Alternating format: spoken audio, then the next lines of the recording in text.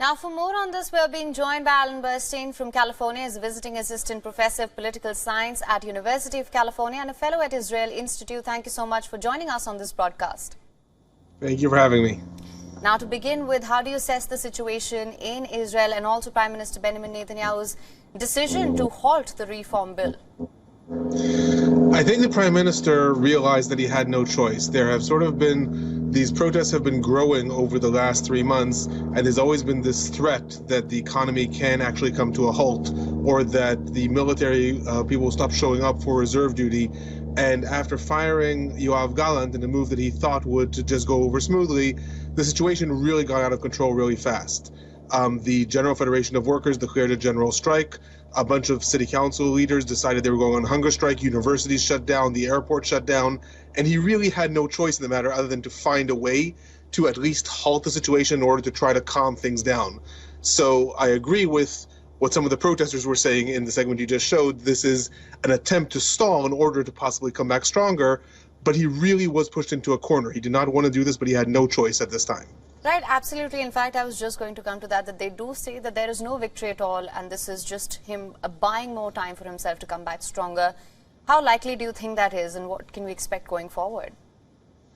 A lot really depends on his coalition partners. So the Likud is allied with two very hawkish right-wing parties and two ultra-Orthodox Jewish parties. Every one of these sort of camps has an interest in restraining the Supreme Court and pushing this reform forward. And both of these camps are continuously pushing Netanyahu into a corner, saying, if you do not push this forward, if you do not go even against what might be your better judgment for the economy or for the military, we are simply going to tear the government apart. So I think Netanyahu would like to possibly slow things down, pass the reforms that are important to him. There are specific aspects of this judicial overhaul, and maybe negotiate the rest. But other elements within his government are really going to push him very strongly to not slow down, to use this time just in order to try to reformulate the bills and come back stronger.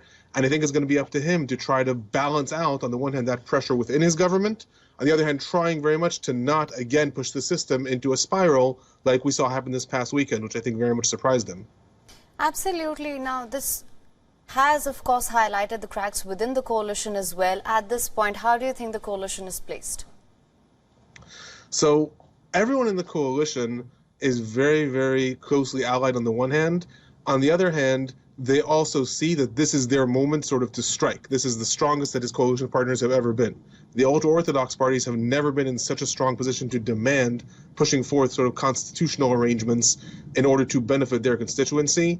And the more hawkish right-wing elements within the government are really trying to use this opportunity to restrain the Supreme Court in order to try to push forth their desired legislation in order to deepen the hold of settlements in the West Bank, in order to possibly lift all restraints that the military has in dealing with violence from the Palestinians.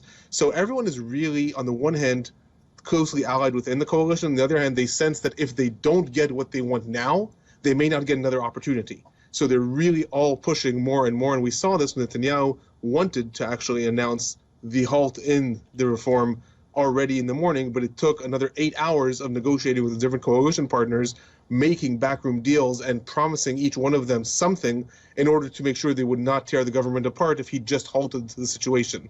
So again, it's this constant push and pull. Netanyahu is very good at negotiating, usually, in politics, but he's really cornered from all sides at the present time.